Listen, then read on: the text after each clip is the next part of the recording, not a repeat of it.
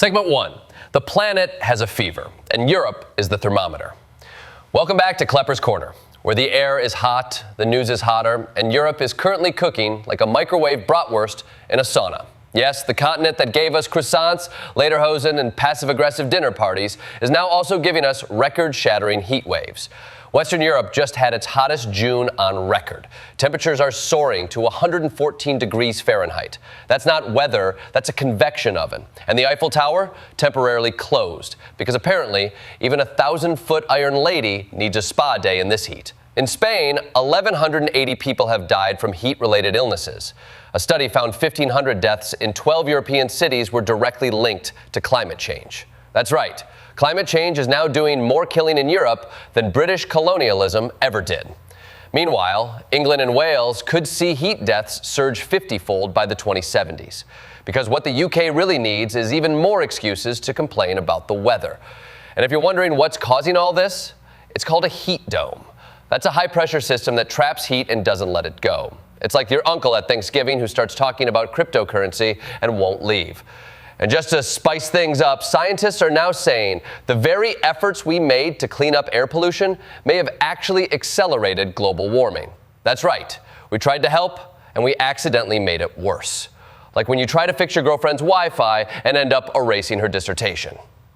Segment 2. America rewinds the future. While Europe is melting, America is doing the logical thing, canceling renewable energy and revving up the fossil fuels. President Trump just signed the One Big Beautiful Bill Act, which phases out tax credits for solar, wind, EVs, and anything that doesn't smell like gasoline or bribe a senator. According to projections, this could eliminate 760,000 clean energy jobs and risk $522 billion in investments. But hey, who needs a stable climate when we can have job growth in candle making and airboat evacuations? And we're not just canceling credits, we're also canceling the planet. The EPA is going back to being the pollution acceptable agency. Rules are being scrapped, lands are being fracked, and if you listen closely, you can hear a bald eagle sobbing into a pipeline.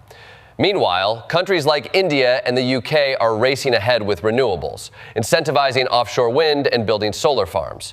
Even OPEC is trimming oil demand forecasts. But not us. Nope. We're over here trying to mine coal with a freedom fry. Segment 3, diplomacy, but make it MMA. Back at home, we're not just punching the climate, we're suplexing diplomacy. Trump's UN nominee Michael Waltz had his confirmation hearing, and boy, did he bring the spice. He called the UN biased against Israel, defended slashing funding, and blamed himself for accidentally spilling airstrike details to a journalist. He's like if a Marvel villain took over the State Department and decided press briefings were just spoilers. Meanwhile, Trump is greenlighting a historic State Department reorg to align everything with America first. We're talking layoffs, reshuffles, and possibly an intern in charge of Peru. At the same time, mass layoffs hit the Department of Education, including the Office for Civil Rights. You know, because civil rights are just so 20th century. But it's not all red meat and red tape. Trump fans booed a Fox News poll on Epstein at Turning Point USA, because apparently even they're starting to feel like something shady is afoot. You know things are weird when conspiracy theorists start demanding more evidence. Segment 4, Musk versus math. Speaking of things nobody asked for, Elon Musk is floating the idea of a new political party. Trump, ever the unifier, laughed it off and reminded us that third parties don't work. Unless your name rhymes with Frump and you hijack the GOP like a MAGA-loving pirate. Democrats, meanwhile, are going full nerd with AI-powered door-knocking and voter analysis. It's like if a Tinder algorithm was trying to save democracy. Except instead of dates, it's matching you with people who can tolerate phone calls about Medicare reform. All of this reveals a deeper truth. No one really loves the two-party system. They just hate the alternatives more. Like every time I consider a keto diet.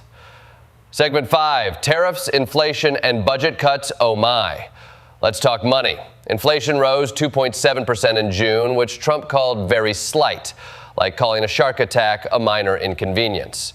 Economists say it's the tariffs, baby.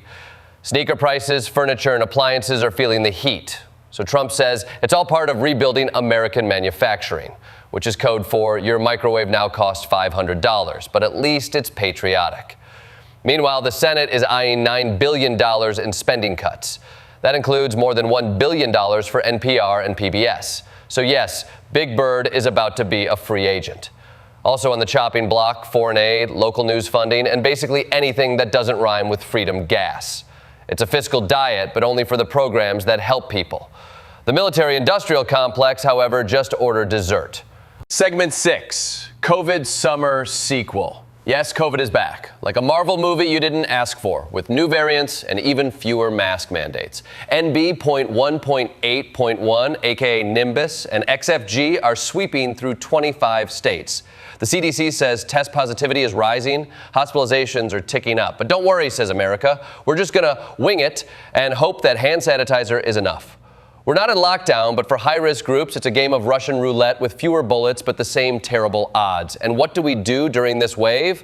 Cancel funding for fentanyl response programs, fire a top NIH official, and slash Medicare payments for advanced wound care. Because nothing says public health like making sure you can't afford a Band-Aid. If there were ever a moment that screamed, we learn nothing, this is it. But hey, at least Fauci isn't trending. Segment 7, Gaza aid or Gaza ambush. Let's pivot to the Middle East, where the word humanitarian aid seems to be followed by a giant question mark. At a GHF distribution center in Khan Yunis, 21 Palestinians were killed after a stampede and alleged tear gas deployment. Eyewitnesses say security forces opened fire. The GHF blames armed agitators. The UN calls the sites death traps. Here's a tip. If your food aid requires riot gear, you might be doing something wrong. Since May, 875 people have reportedly died trying to get food at these sites. That's not a distribution system. That's a game show from hell. Meanwhile, Israel is striking Syria, targeting government convoys and promising to escalate if Druze civilians aren't protected. It's a geopolitical sandwich of famine, firepower, and finger-pointing, and civilians are the ones choking on the crusts. Whether it's Gaza or Syria, the message is clear. Humanitarianism is now a contact sport. Segment 8. The AI arms race heats up now to a different kind of heat, the cold, calculated, algorithmic kind.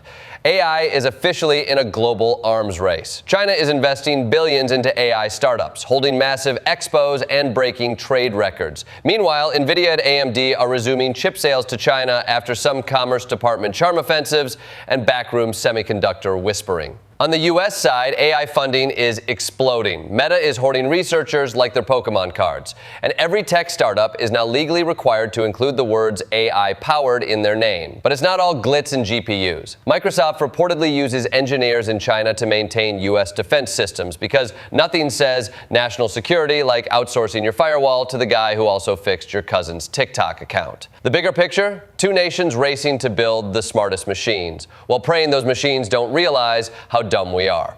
AI is revolutionizing the world and also quietly deciding who gets hacked next. Segment 9, sports in a sweatbox. Let's take a break from war and AI for some good old-fashioned sports misery. The 2025 FIFA Club World Cup was such a hot mess, literally. The players were sweating out more electrolytes than Gatorade could legally sell. 3 matches should have been postponed, but instead, they played through temperatures of 96 degrees like it was just another day on Mercury. Chelsea won and earned a cool $114 million, but not before almost passing out mid-game. FIFPro, the players' union, called it very dangerous. Meanwhile, Infantino called it a huge success, which is what you say when you've invested millions in streaming rights and can't afford to cancel. Looking ahead to 2026, FIFA promises more roof stadiums because nothing says global warming solution like air conditioning your way through international heat stroke. Art is supposed to reflect who we are, but right now it's more like a mirror getting punched by both sides of the aisle. Museums in D.C. are facing political pressure not to host anything that might degrade American values. Translation, no nuance, no history, and definitely no drag queen dinosaur exhibits. Meanwhile, in Ukraine, they're running literal ghost museums. Buildings destroyed in war are being turned into memorial exhibits for soldiers and civilians alike. It's haunting, it's brave, and it reminds us that art doesn't just survive war, it documents it. In Chicago, an artist turned her basement into a gallery called Studio Bootsy, giving space to marginalized voices. Take that, Sotheby's. Oh, and The Studio on Apple TV Plus just got 23 Emmy nominations, tying a record. Because even as the world burns, we still need content to binge while ignoring the AC bill. So there you have it, folks. July 16th, 2025, a day where the earth sweats, politics implode, and even soccer players can't get a break. From AI paranoia to climate meltdowns, humanitarian chaos to sports-induced heat stroke, the common theme is simple. We are in it, all of it, at once.